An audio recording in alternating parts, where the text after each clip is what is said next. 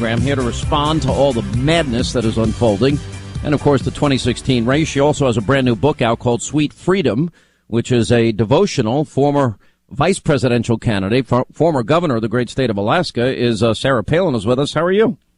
I'm doing great, Sean, and thank you so much for letting me be on. Well, we really appreciate it. What are your thoughts about, did you watch the Democratic debate Saturday night? Did you hear the comments of Hillary Clinton? It's shocking.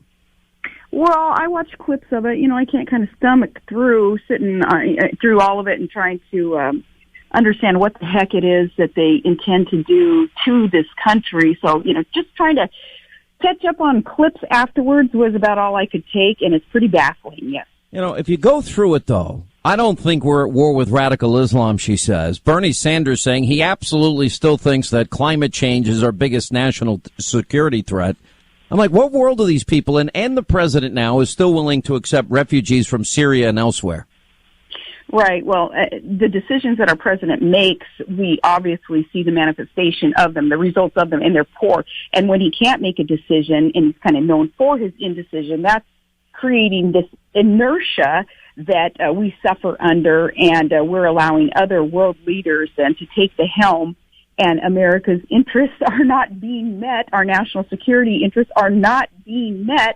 And it is caused by the top of the top, the leader, the former community organizer who is, Sean, he's all words, he's no action. The actions that he does take, though, certainly haven't resulted in progress or in any more security. In the last 2 weeks, ISIS brought down this Russian passenger jet, killing 224 people on board. And now he attacked one of the great cities in the Western world, Paris, leaving at least 132 people dead, over 350 wounded.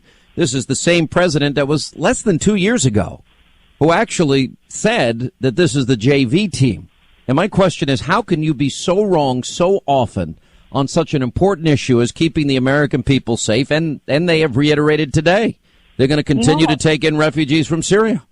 Right. And you know how he can continue to be so wrong and not be held accountable? How? Is obviously the press, you know, that cornerstone of our democracy, the press not doing its job in holding him accountable. Where are those reporters who grilled George Bush over the Mission Accomplished banner that was behind his head as he talked about a war that we were engaged in? Why aren't they grilling Barack Obama for ignoring ISIS? Yes, like you say, calling them a JV squad, telling the world that ISIS is contained just a couple of hours before this death squad slaughtered those in Paris. So much of this has to do with media. I agree with you, and we saw that really on display. I've been saying on the air, Governor, that I think what Ted Cruz did in that CNBC debate is going to be taught in journalism school. And it pretty much has put all these people on notice that they're not going to get away with it anymore. I mean, you dealt with some of this when you were running for vice president, but I think it gets worse and worse every election cycle. Well, it gets worse until the people rise up, and I just thank God.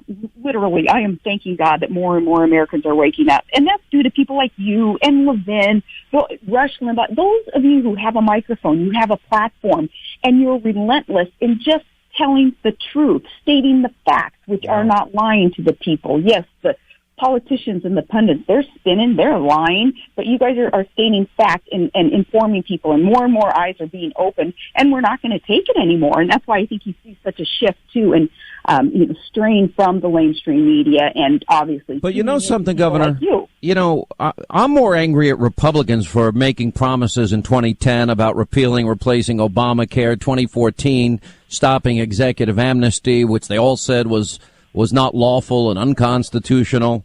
And I know we have a new Speaker of the House, and I guess he's going to do his thing for a while. And I saw the interview that he did last night, and he said that people shouldn't have a path to citizenship. But I think more people are fed up. As you watch this presidential primary race unfold, are there any 1, 2, 3 people that you like more than others? Well, I'm very thankful, that we have that deep bench and that it's a competitive primary process. Competition's going to make all of them that much better and allow the voters to have even more information before we cast that ballot. But I'm just as ticked off as you are about the Republicans. Some of us worked our butts off to get them elected in 2010, 2012, 2014. we finally sweep in a majority, and we expect those whom we hire to do what they told us that they would do once they get to D.C., and they campaign one way, govern another way, and it's both sides of the aisle. And that is why so many of us are not obsessed with the partisanship, at least the power struggles and the hierarchy and all those things that happen in battle within a party. We're independent, and we're just hardcore constitutionalists, just expecting that the federal government be reined in and do what it's supposed to do, focusing on our national security, safety, let the states, let the individuals deal with all these other issues. And when Republicans themselves don't get it, we get very frustrated, and we start looking for those who are as independent as we are. What do you think of this being the year of the insurgent or the outsider candidates, from Trump to Carson to Cruz, et cetera? I say it's about darn time. In other words, I've been telling people, I even gotten a little battle with our mutual friend Glenn Beck about this. I think Trump is great for the process. I think Trump, if you look at the two issues he's taken on, immigration, this is now, I would argue, if elections historically have been decided by peace and prosperity, I would say it's peace, prosperity, and immigration and securing America's borders. That is why Trump is so far ahead in the polls. I met with him again yesterday. Just encourage him to, keep the faith, keep up the fight. What I really like about him is he doesn't give a flying flip what the mainstream media, what the party hierarchy is going to say about him. He is talking about the issues that need to be addressed. If it weren't for him, the immigration issue would not be on the forefront of the American agenda when it comes to debate and discussion of these important issues. So I'm thankful that he's been so bold in not just the immigration issue, but also fiscal issues, explaining to the American people that, we are insolvent. We are, we're not going to be secure, and we are not going to be solvent when we are just on this verge of bankruptcy with the debt that we continue to incur. So fiscally, national security wise, Trump's doing the right thing in being so bold in his debate and discussion. Others too, though, up there on the stage have become more bold when it comes to solutions that they're proposing, and that's also, though, thanks to Trump. He's leading the way. Let me ask you this question about politics. Do you think now, Trump has had the lead, Carson's been up there for a while. I thought he had a tough time answering the ISIS question this weekend, which surprised me. And Ted Cruz has been in the middle of a huge surge, and Marco Rubio's in there too. When you look at these guys and you look at what's happening, do you think at the end of the day, when the primaries begin and the votes start being cast, do people get reluctant? Do they get cold feet as it pertains to an insurgent candidate, or do they go all the way? Not this go around. I don't think people will get cold feet. I think you're saying the status quo has got to go, and that means even status quo within our party. Those who, as I say, campaign one way and govern another, and they have a track record of proving just that. And we're saying enough is enough, and that's why those insurgents, those independent candidates, have done well, and I think they'll continue to do well. And I think, Sean, voters are looking at this. The end of the day, we know it's going to be Hillary, I do anyway, on the other side of the aisle. Who can come up against Hillary, who got there because the skids are greased for her and with the media and the Democrat Party?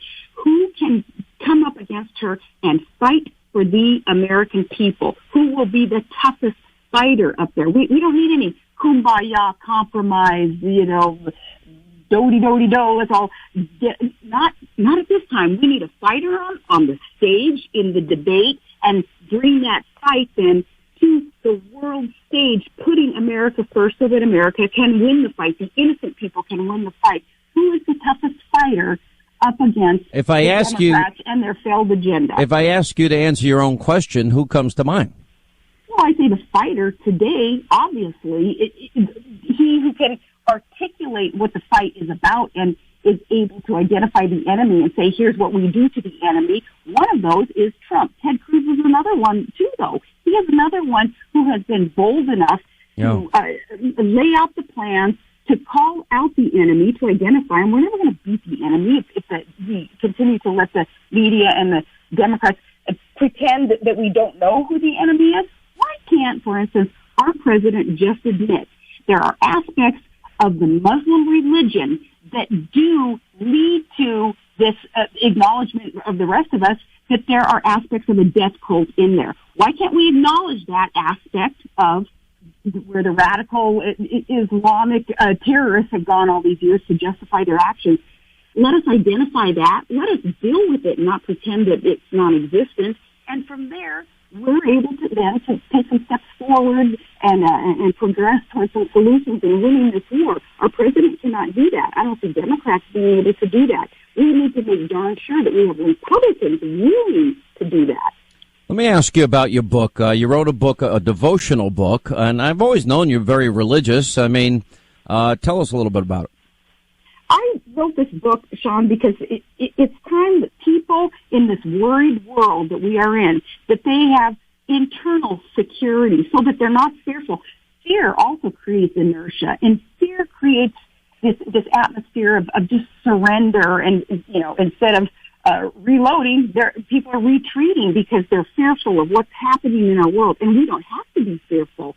We are armed. We have spiritually, emotionally, physically, we have everything that we need to win the wars that we all battle, both personally in our day-to-day lives and the bigger picture, these national security issues that we're talking about today. The answers are found in Scripture. God is so omnipotent. He laid out for us solutions to every single challenge we face today. So I outlined those. I chose the verse that answers the specific question, what people are asking today on specific issues, wrote a little commentary about each one, and this is after years and years and years of journaling and having grown up in the church and having studied these scriptures, putting it all together and laying it out for people so that they are not fearful. Instead, they are armed. They're ready for battle. All right. The book is called Sweet Freedom, a devotional by Governor Sarah Palin. It's up on my website now, Hannity.com. You can get it on Amazon.com and on bookstores everywhere. Governor, it's always good to talk to you. We appreciate your time as always. Thanks so much. Keep up the passion, keep up the healthy debate, and keep telling the truth, Sean. All right, Governor Sarah Palin, thank you so much.